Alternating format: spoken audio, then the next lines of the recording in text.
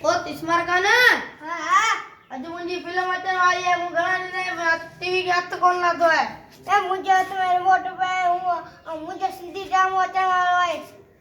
मुंजो मु घणा ने मु इन टीवी के हथ कोन लातो है।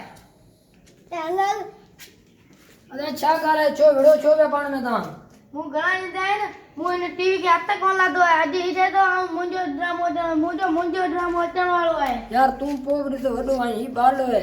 पेरी गाल पाण पाड़े का पूछना उनजो जिद करो ठीक है। पो तुनी गाल बुझना बा तू कड़ो ड्रामो दिसन जाएगा जे मु जो है सिंधी ड्रामो अचण वालो है। सिंधी ड्रामो हां हां तुजी मुंजो बॉलीवुड फिल्म अचण वाली है। बॉलीवुड जी फिल्म तू कदे बॉलीवुड में वेवा आयो ते हां पो तू पाण के किथे रहिंदो मिठी में सुबह पंजो कड़ा सुबह सिंध सिंध सुबह तू पाण एकड़ो सिंधी आई ठीक है।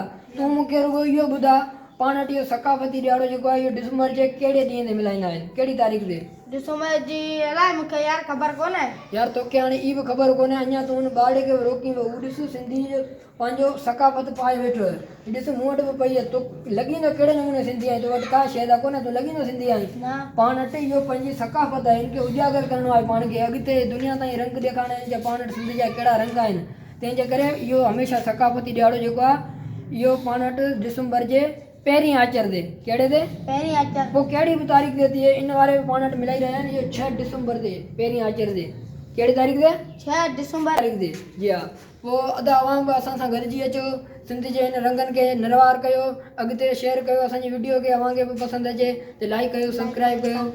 बाक़ी सिंधी आयो त हाणे सिंधी हिकिड़े गाने थोरी डांस थी वञे तूं पाण अॼु गानो गा सिंधी आई मूंखे ॿुधा तुंहिंजो गानो अचे थो को ॿुधा हा ॿुधा को अॼु ॾिसां कहिड़ो थो अचे तोखे हो जमाल ॿुधा